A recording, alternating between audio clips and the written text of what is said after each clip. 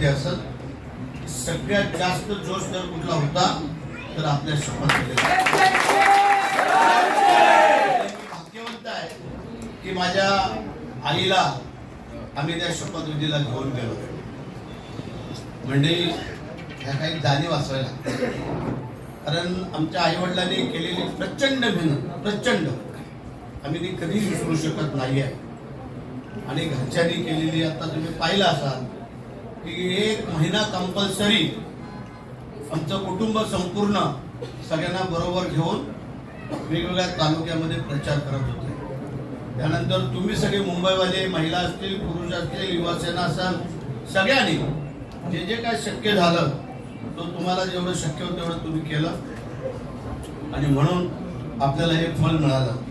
विरोधकांनी देव पाण्यात बुडवून ठेवले होते की कुठल्याही परिस्थितीत आमची सीट येईल असं ते लोक सांगतात. पण आम्हाला खात्री होती आणि ती खात्री ज्याला आम्ही नेहमी सांगत आलेलो आहे की जोपर्यंत तुमची नियत आणि नीतिमत्ता चांगली आहे तोपर्यंत भरत शेठला पण हरवू शकत नाही आहे. कारण आम्ही त्या प्रकारे काम करतो, लोकांना सामोरं जातो या सगळ्या गोष्टी. त्यामुळे आज तुम्हाला की प्रभाकर मोरेंच्या नंतर 20 वर्षांनी बरोबर तुमच्या या मतदारसंघाला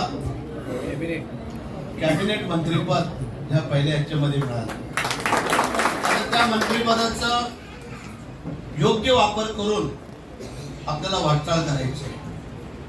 कारण ज्या वेळेला आपले नेते मंडळी तर असे आम्ही 60 आमदार होतो, 12 लोकांना फक्त मंत्री होता आलं आणि म्हणून करता आपली जबाबदारी वाढलेली आहे की आपण सगळ्यांनी बरोबर घेऊन चालूया.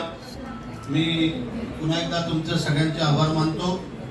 कारण आपल्या विमानतळापासून बाळासाहेबांच्या समाधीस्थळापासून सिद्धिविनायक ते इथपर्यंत फक्त आणि फक्त भरतशेठचीच गर्दी होती. दुसऱ्या कुठल्या कार्यकर्त्यांची गर्दी आणि जोश नव्हता. विमानतळावरती पाहिलं लोकांनी की एकच शेठ गरिबांचा शेठ श्रीमंतांचा शेठ व्हायचं लक्षात ठेवा.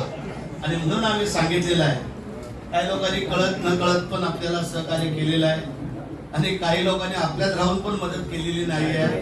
असे पण काही लोक आहेत, त्यांच्या पण लिस्ट याद्या तयार ठेवा जरा. काय होतं ते पहिले पुढे असतात काम करणारे कधी आपल्याला दिसत पण नाही आहे. म्हणून या सगळ्यांमध्ये आज पूर्ण चर्चा उद्या होणार आहे की बाळासाहेबांच्या समाधीचं दर्शन घेणारा पहिला मंत्री कोण असेल